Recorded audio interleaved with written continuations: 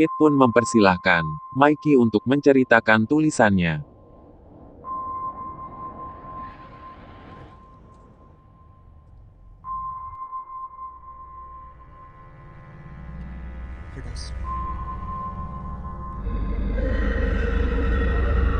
Di cerita Mikey kita diperlihatkan sosok pemuda yang lagi asik nonton TV, yang dimana sosok itu adalah Mikey yang diceritanya berperan sebagai Daniel. Di TV ada berita yang beredar tentang ritual bunuh diri yang aneh.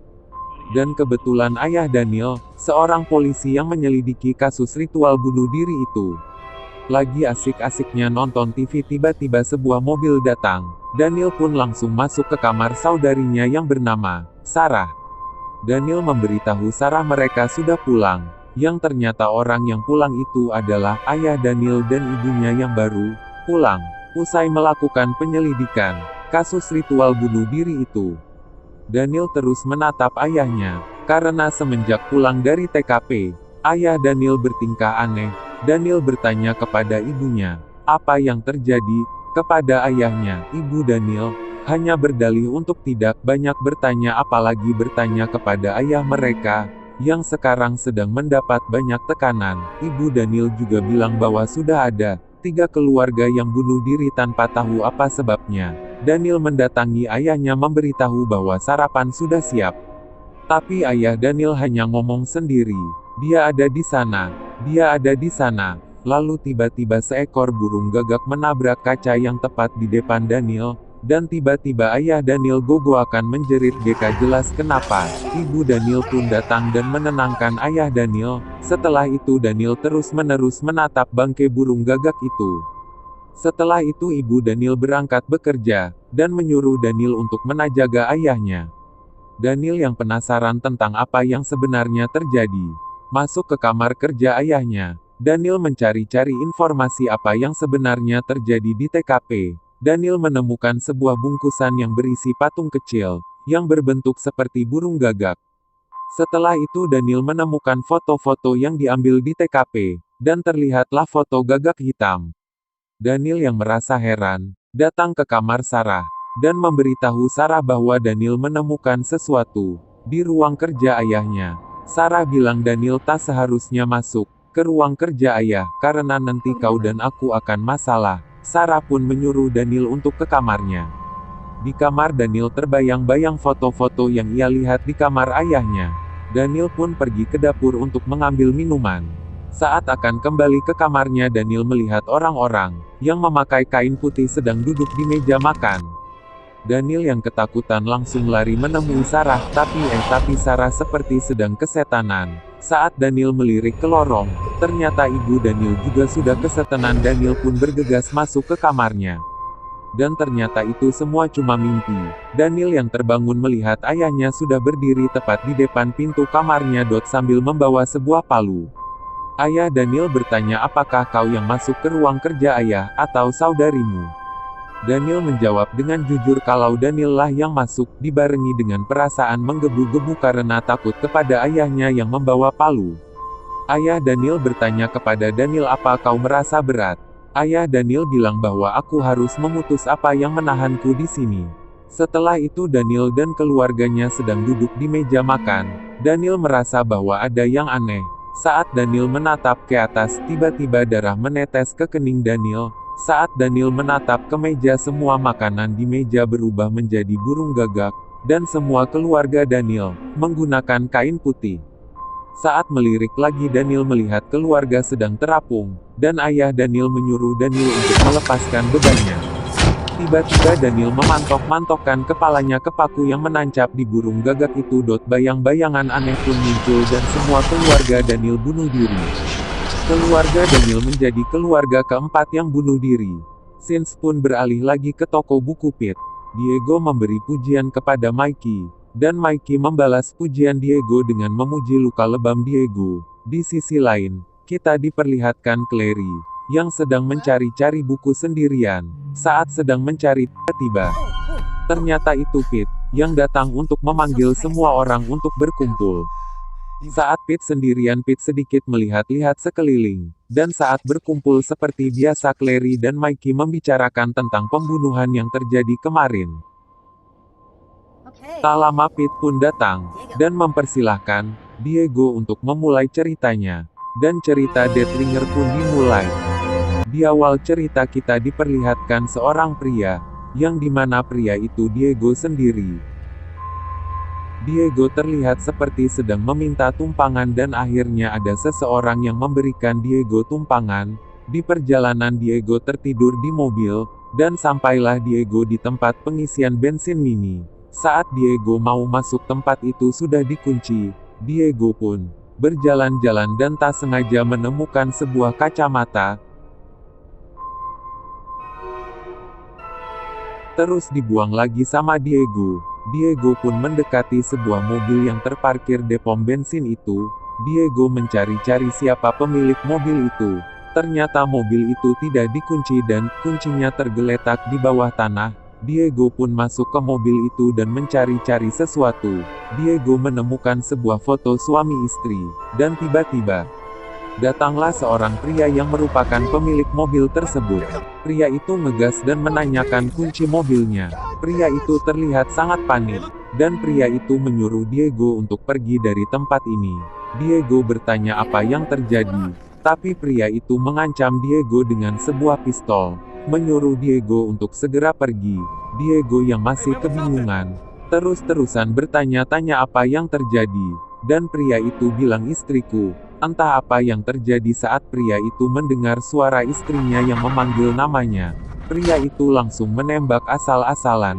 Di sela-sela itu, terdengar suara terwawa yang menyeramkan, dan tak lama muncullah seorang wanita yang bernama Mary meminta tolong kepada Russell, yang dimana mereka berdua adalah pasangan suami istri yang fotonya Diego temukan di mobil itu. Diego yang gak tahu apa yang terjadi, hanya bisa nyumput di belakang mobil, sambil mengintip pasangan suami istri itu. Dan tiba-tiba, istri pria itu semakin menjadi-jadi.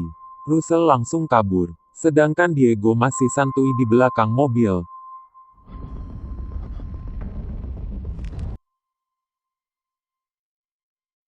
Tapi tak lama posisi Diego diketahui oleh Mary yang sudah berubah. Coba bayangin masa manusia bisa ngintip orang dengan posisi berdiri, berarti kepalanya lentur bingdong hehe. Diego hanya bisa bersembunyi dari wanita itu, dan sedikit-dikit mengintip. Mary memanggil-manggil nama Russell yang dimana Russell sudah dari tadi ngabrit. Saat Mary pergi, Diego diam-diam membuka bagasi mobil dan mengambil sebatang linggis. Saat akan pergi, Diego malah GK jadi pergi. Diego melupakan tasnya dan hendak mengambil tas kembali. Saat mengambil tas, Diego dikejutkan dengan Russell yang sekarang juga berubah menjadi makhluk jadi-jadian. Diego pun langsung lari menuju mobil. Saat mau menyalakan mobil, mobil itu malah GK bisa nyala. Dan tak lama Russell berubah menjadi makhluk yang jangkung dan kuru bagaikan jailangkung. Diego pun hanya bisa pasrah dengan keadaan yang dialaminya. Diego hanya bisa berharap makhluk itu pergi. Akan tetapi Diego pun akhirnya menjadi salah satu dari manusia jadi-jadian itu. Dan scenes pun beralih lagi ke toko buku yang dimana semua orang memberikan tepuk tangan. Dan sekarang kini tiba untuk Clary yang menceritakan tulisannya.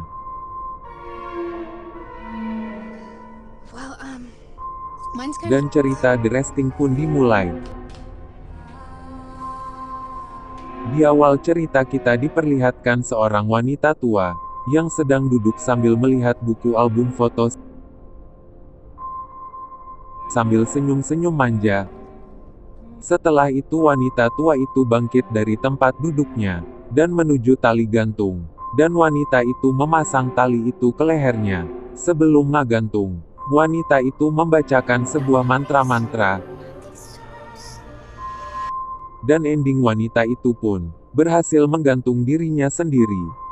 Dan hari pun berganti pagi di mana kita diperlihatkan seorang perempuan, yang dimana itu adalah Clary sendiri. Di ceritanya Clary berperan sebagai Annie. Annie datang ke rumah yang dimana itu adalah rumah yang sama, yang kita lihat di awal cerita. Ternyata wanita tua yang bunuh diri semalam, adalah ibu Annie sendiri. Meskipun Annie sendiri tidak begitu mengenal ibunya sendiri. Di dalam rumah Anne sedang melihat buku album foto, yang sama yang dilihat wanita tua itu. dan Ani melihat foto ibunya bersama seorang pria. Ani pindah ke rumah ibunya bersama David suaminya, karena ibunya mewariskan rumahnya kepada Ani. Tak lama datanglah seorang wanita tua, yang membawa semangkuk kue pie. Wanita tua itu mengaku ia adalah teman dekat Ibu Anne. Ibu Ani bernama Judith. Saat wanita itu akan pergi, Ani menahan wanita itu, dan mengajaknya makan malam bersamanya. Dan sebenarnya Ani tidak mengenal ibunya karena ibunya meninggalkan Ani, oleh karena itu Ani mengajak wanita tua itu untuk makan malam. Singkat cerita mereka pun tertawa ria saat makan malam. Wanita itu menyuruh David untuk menyiapkan kue pie, yang tadi pagi, saat David sibuk menyiapkan kue, Ani bertanya siapa namanya dan nama wanita itu adalah Wister. Ani yang setengah-setengah mabok, bertanya kepada Wister seperti apa ibunya, dan siapa pria yang foto bersama ibunya. Wister menjawab ia adalah Adam, suami ibunya Ani.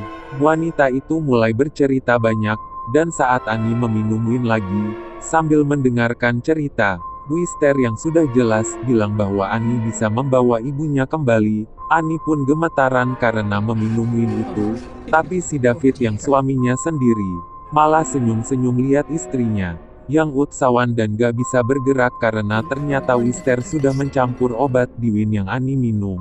Dan ternyata David adalah Adam suami Ani sendiri. Dan dengan santuinya Wister wanita tua itu melanjutkan makan kuenya. Dan singkat cerita Ani diikat, dan akan dijadikan tumbal oleh mereka yang menganut aliran sesat. Tujuan mereka adalah untuk membangkitkan kembali ibu Ani sendiri, yang dimana arwah ibu Ani akan dipindahkan ke tubuh Ani.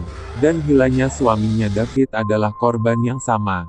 Dulu David juga menjadi korban sekte orang-orang ini, yang dimana sekarang tubuh David diambil oleh arwah Adam suami ibu Ani. Hadeh makin menghadeh ini mah. Dan orang-orang yang menganut agama sesat itu pun mulai membaca mantra Komat Kamit, yang dipimpin oleh Wister wanita tua psikopat itu. Ani hanya bisa guguruku meronta-ronta, meskipun itu semua percuma. Dan saat sampai di puncaknya, jasad ibu Ani bangkit dan Ani pun menjadi korban orang-orang agama sesat itu. Dan ending ceritanya Adam dan Judith pun kembali bersama dengan menggunakan tubuh David dan Ani, yang tampak bahagia. Ternyata semua ini sudah direncanakan oleh ibu Ani sendiri dan semua anggota sekte ini. Sins pun beralih lagi ke toko buku, yang dimana semua orang juga memberikan tepuk tangan untuk Clary, dan Pete memuji semua penulis atas karya mereka. Dan kini tiba saatnya untuk Pete menceritakan ceritanya. Pete bilang bahwa ia sudah mengerjakan cerita ini, sudah sangat lama. Dan cerita Afterhook pun dimulai. Di cerita Pete, kita diperlihatkan sebuah gedung bioskop yang dimana itu gedung yang sama, yang kita lihat di awal film, dan kita diperlihatkan seorang pria, yang dimana pria itu adalah pria yang sama, yang kita lihat di awal di film. Pria itu bernama Kyle dan di cerita Pete kita juga diperlihatkan seorang wanita yang sama yang di awal film kita lihat, wanita itu bernama Jasmine. Mereka berdua bekerja di bioskop. Terlihat Jasmine dan Kyle sedang beres-beres, dan ingin segera pulang. Tiba-tiba ada suara di ruangan lain. Kyle pikir itu adalah pelanggan yang masih belum pergi. Kyle pun pergi ke ruangan itu untuk memeriksa. Sins pun beralih lagi ke toko buku, yang dimana Clary dan Mikey merasa heran dengan yang diceritakan Pete, karena Kyle lama tak kembali. Jasmine akhirnya memeriksa Kyle, dan di sisi lain Clary mulai merasa takut. Dan saat Jasmine masuk ke ruangan itu, Jasmine melihat Kyle yang sudah tak berdaya, tak bernyawa. Kyle ternyata sudah tiada. Dengan keadaan leher menganga, Jasmine yang panik melihat Kyle langsung lari abrit-abritan. Dan terlihat sosok pria yang memakai topeng. Di sisi lain Clary dan yang lainnya sudah mulai curiga dan takut dengan apa yang diceritakan Pete, dan Jasmine pun akhirnya dihabisi oleh pria bertopeng itu, yang dimana scenes ini sama seperti di awal film.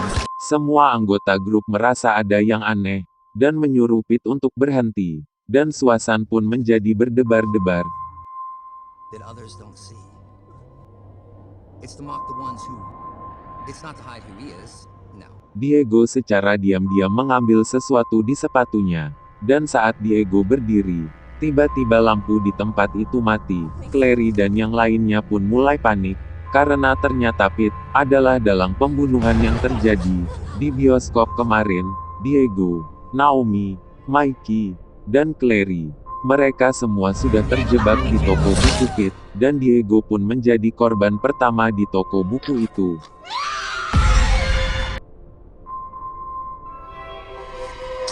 Karena saking paniknya mereka, semua malah berpisah. Aprit-apritan di toko buku yang gedenya bukan main, apalagi dengan keadaan gelap gulita.